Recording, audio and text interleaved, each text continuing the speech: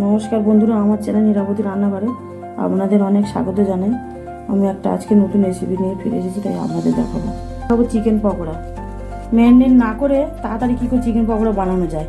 চিকেনটা নিয়েছি, চিকেনটার মধ্যে আমি আর নুন দিয়ে লেবু দিয়ে মাখিয়ে আমি জল দিয়ে ভিজিয়ে রেখেছিলাম, ওটা ভিজিয়ে ফেলে দিয়ে চিকেনটা দেখছেন আমি ছোটো ছোটো করে কেটে নিয়েছি। আমি একটা বিয়ে বাড়ি গেছিলাম, এরকম দেখেছি, ওটা তো ম্যারিনেট করার সময় থাকে না, তো আমি এরকমভাবে দেখাচ্ছি। আমি এই যে একটা ছোট্ট পেঁয়াজ দেখে বুঝতে পারছেন ঘুষে নিয়েছি, এক দুটো লঙ্কা কুচিয়ে দিয়েছি, কাঁচা লঙ্কা, আর 4 কোয়া রসুন এই দিয়ে দেবো।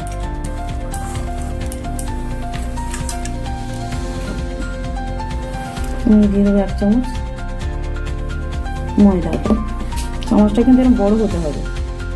1 চামচ চালের গুঁড়ো দিলাম আমি, এই 1 চামচ বেসন, আর কিছু সামান্য একটু হলুদ দেবো, লঙ্কার গুঁড়ো দেবো, একটু জিরের গুঁড়ো দেবো, মরিচ দিয়ে দিলাম,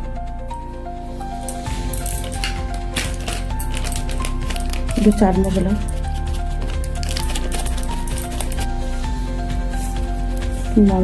মেখে নেবো সব একসাথে। দেখুন সব একসাথে মেখে নিয়েছি। মাখাটা কিন্তু এরকমই শুকনো শুকনো হতে হবে। একটু জল দিয়েছি, শুকনো শুকনো তো সব, জল না দিলে মাখা যাবে না। তেল গরম হয়ে গেছে, চিকেনগুলো একটা একটা করে এবার ছাড়বো।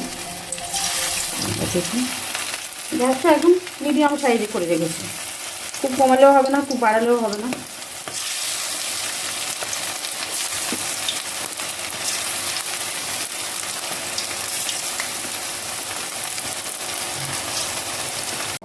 আমার চিকেন পকোড়াটা ভাজা হয়ে গেছে, দেখুন লাল লাল করে ভেজে নিয়েছি। যারা চিকেন খেতে পছন্দ করে না, গন্ধ লাগে, তো একটু লেবু বা ভিনেগার নুন দিয়ে ভিজিয়ে রাখবেন।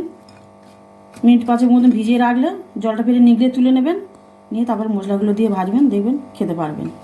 দেখুন কতটা মুচমুচে হয়েছে, দেখুন দেখুন কী সুন্দর হয়েছে, দেখুন কাঁচা নেই। দেখুন আপনাদের দেখাই, খুব সুন্দর হয়েছে।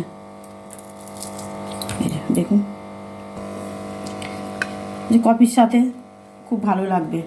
এই যে আমার কর্তা খাবে এখন কফির সাথে চিকেন পকোড়া। এই যে বলো কেমন হয়েছে খেতে, বলো বলো পকোড়াটা কেমন। পকোড়া খুব সুন্দর মুচমুচে হয়েছে, হেভি টেস্টিও হয়েছে পকোড়া, কফিটাও খুব সুন্দর টেস্টি হয়েছে।